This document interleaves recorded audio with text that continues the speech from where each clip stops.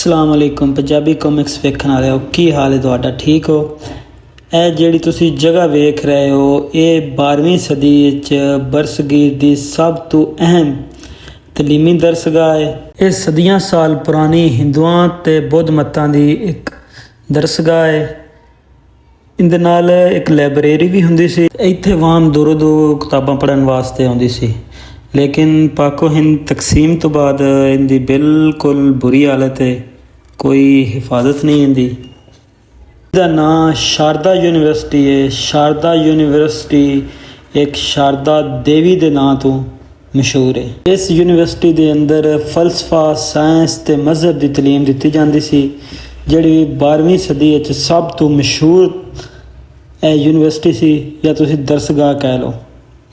इस यूनिवर्सिटी के नाल एक किला भी है तो किले के नाल एक शमशान घाट है। शमशान घाट है जिथे हिंदू अपने मुर्दियां नूं अग लांदे ने।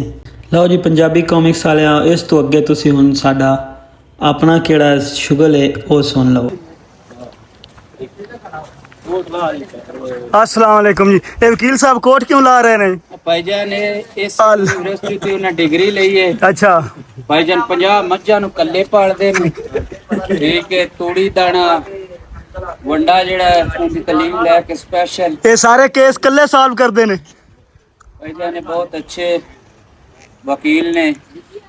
माज ना सुनदी होवे सुनदे ने, दो थोड़ा दिन दी होवे, थोड़ा देंदी होवे, गोश्त बनाना होवे।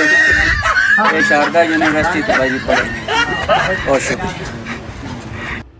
बाकी फिर तुहानूं पता ही है साजद कोल इन्हां सीढ़ियां तो चढ़िया तो नहीं सी जांदा। इन्हां को धक्का ला के उत्ते लैके आए। ये भी तकरीबन कोई 40-50 पौड़ियां सन ते काफ़ी मुश्किल नाल उत्ते चढ़ाया। वेखो लैन लग्या भी हुण किहड़ा ना इंदा साह बिल्कुल फुलिया है।